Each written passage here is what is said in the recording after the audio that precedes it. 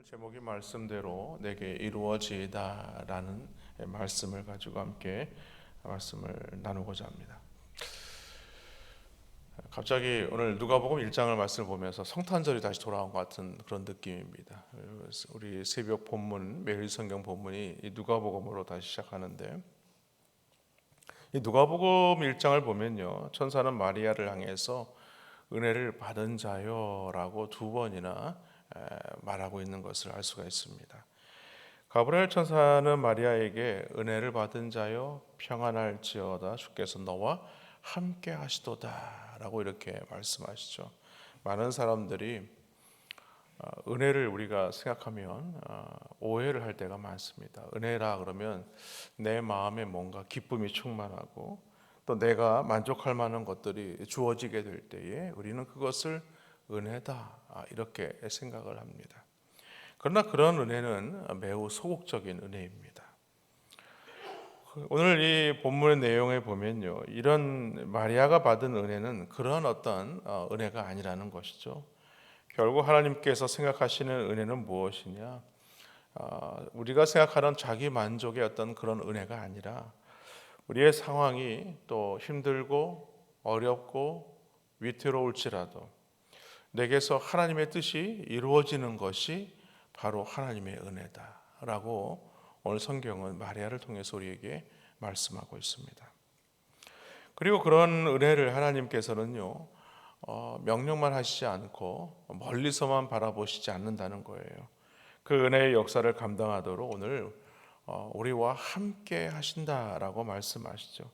그래서 필요한 힘과 위로와 모든 것을 공급하시면서 우리의 삶을 인도해 가신다, 보호하신다라고 말씀합니다.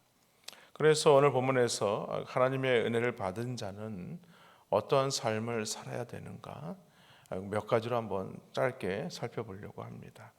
첫 번째가 뭐냐면 자기 생각을 내려놓고 순종하는 자가 되는 것입니다. 천사 가브리엘이 마리아를 은혜를 받은 사람이요라고 말한 이유는요, 오늘 마리아가 예수님을 잉태한 사람이 되었기 때문이죠. 아마 이 말을 들은 마리아는요, 자기의 귀를 의심했을 겁니다. 왜냐하면 오늘 마리아는 남자를 알지 못한다, 말하자면 처녀였죠.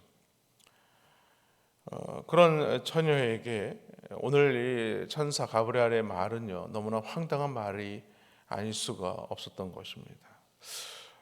처녀가 애를 갖는 것이 과연 무슨 은혜이겠는가? 생각해 보십시오. 당장 약혼자인 요셉에게 뭐라고 변명을 해야 되나? 또 당시의 율법대로라면 이건 은혜가 아니죠. 은혜가 아니고 돌에 맞아 죽어야 될 그런 어떤 상황입니다.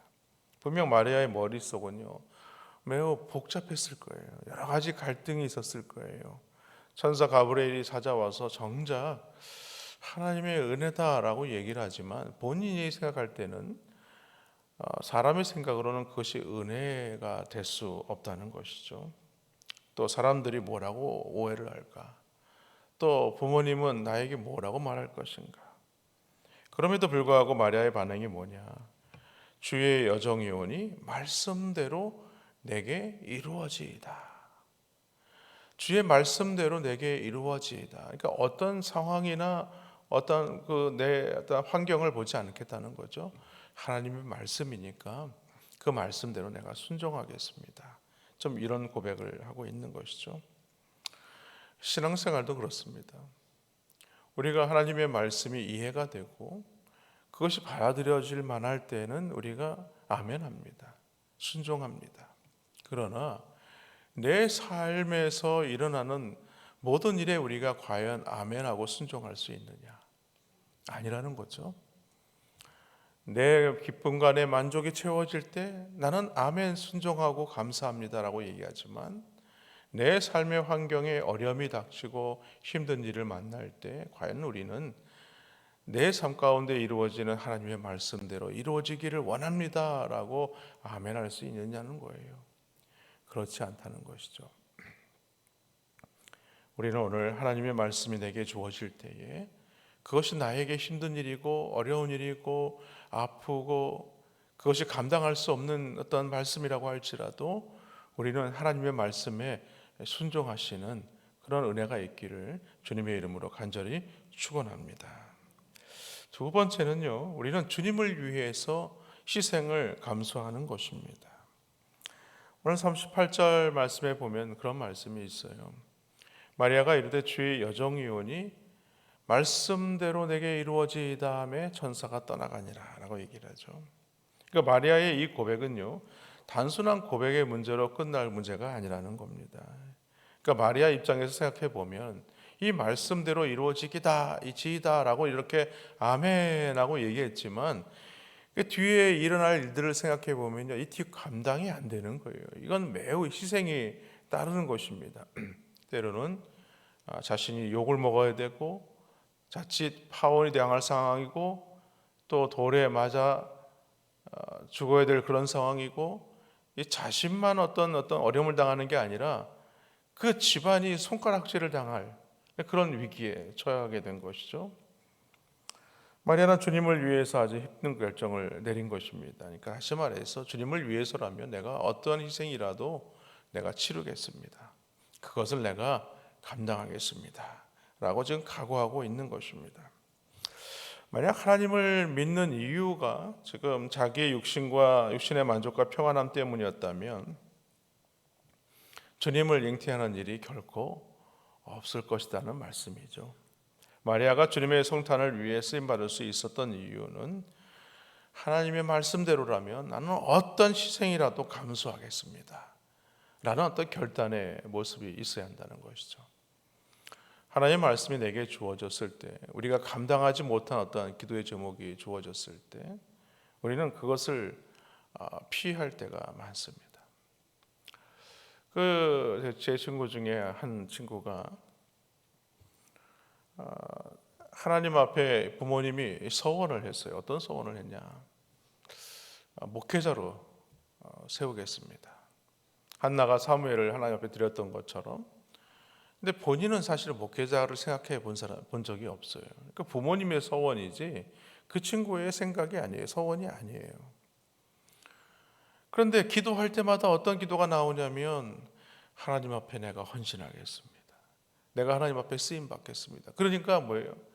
기도할 때마다 그런 기도가 막 떠오르면 다시 기도하는 거예요. 그 기도를 막 떨쳐버리려고 하는 거예요. 그런데 하나님은요, 계속 그 친구를 하나님의 말씀대로 그 서원, 부모님의 서원대로 그쪽 길로 자꾸만 인도해 가시는 거예요.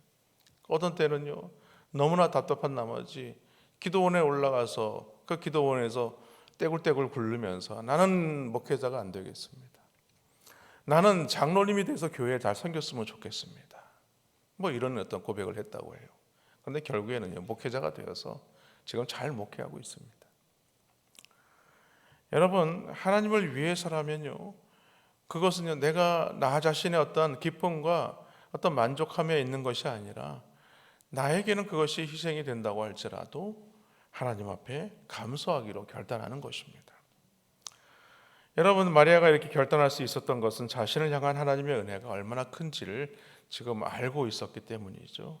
하나님의 은혜를 아는 사람, 하나님의 은혜를 아는 사람은요, 주님을 위해서 능히 그 모든 일들을 감당한다는 겁니다. 결국 신앙의 문제는 뭐냐? 하나님의 은혜를 아느냐 모르느냐, 하나님의 은혜를 얼마나 깨닫고 사느냐 그렇지 않느냐, 그런 문제에 달려있다고 해도 과언이 아니죠. 그렇습니다. 은혜를 모르는 사람은요, 자기 생각과 주관을 내려놓고 순종할 수 없습니다. 그러니까 자기 고집을 꺾을 수가 없는 거예요. 그것뿐만이 아니죠. 주님을 위한 희생을 감당할 수가 없어요. 그래서 선별합니다. 말씀대로 이루어지기를 원하나이다 라고 고백하지 않아요. 요 말씀은 내가 이해가 되면 요 말씀은 내가 감당하겠습니다. 근데 이 말씀은 내가 감당이 안 돼요. 그러면 그 말씀은 감당이 이루어지기를 원하지 않습니다. 이렇게 생각한다는 거죠. 그래서 신앙생활도 선별합니다. 감당할 수 있는 것들은 내가 하고 감당할 수 없는 것은 내가 안 하는 거예요. 그래서 내 삶의 신앙에 기준이 있어요. 그거는 하나님 말씀대로 사는 게 아니죠. 그건 내 기준대로 사는 겁니다. 다시 말해서 하나님의 은혜를 아는 사람은 자기 기준에 의해 살아가는 사람이 아닙니다. 하나님 기준에 의해서 살아가는 사람들입니다. 하나님의 기준대로 살아가는 사람은 하나님의 은혜를 깨닫고 살아가는 사람이라는 거예요. 그러므로 하나님 말씀 앞에 자기 생각을 내려놓고 순종하는 사람이 되어야 합니다. 어떤 희생을 감수하더라도 내가 하나님 앞에 쓰임받는 자가 되겠다라는 어떤 믿음의 고백이 있어야 하는 것이죠. 그럴 때 하나님은요, 성탄의 그 주님으로 오늘 주님을 낳는 그런 어떤 어머니, 육신의 어머니로서의 그 역할도 감당하게 하시는 것입니다.